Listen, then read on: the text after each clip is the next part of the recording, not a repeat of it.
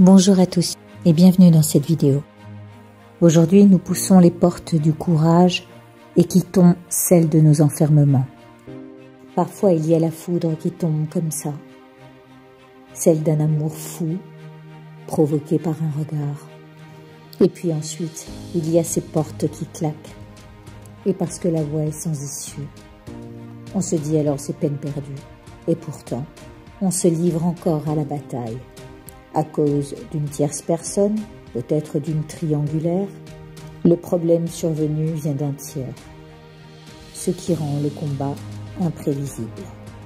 Mais soudain, on peut y voir l'opportunité d'une porte qui s'ouvre.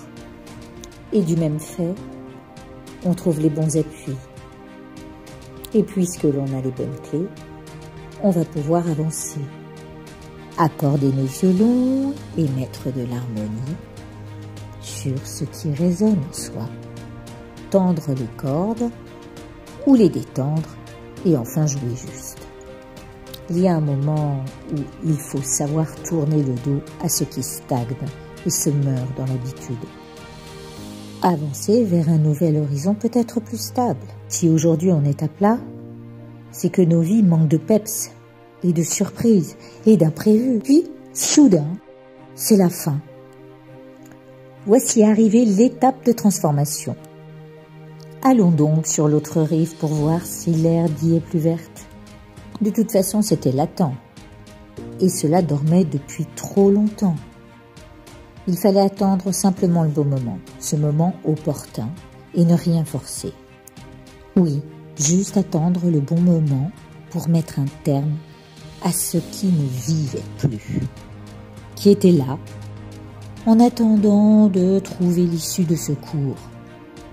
Des sorties par-ci, par-là, des moments d'évasion, pour oser s'enfuir de cette prison.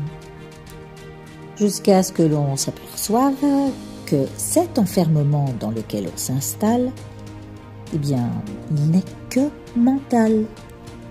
Et que seulement sous certaines conditions, nous croyons pouvoir ôter les barrières qui nous rendraient la liberté à laquelle on aspire. Vous connaissez l'expression « avec des si, je construis des châteaux en Espagne ».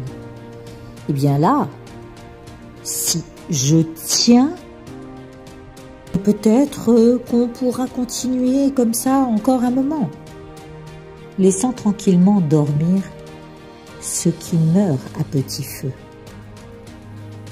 Attention à toutes ces choses que l'on cache sous le tapis.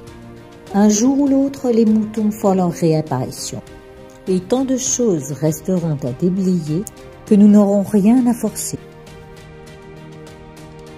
Surtout pas les portes de nos décisions. Nous nous défendrons enfin contre ce qui veut nous contraindre ou nous retenir. Comprenons que ce qui n'a qu'un temps a ses phases de haut et de bas, ponctuées de crises, d'endormissement, de prise de conscience ou de distance et de néant. On en arrive à faire confiance à notre esprit souverain qui lui connaît les clés de sa liberté. Regardez vers l'avenir et avancez sereinement.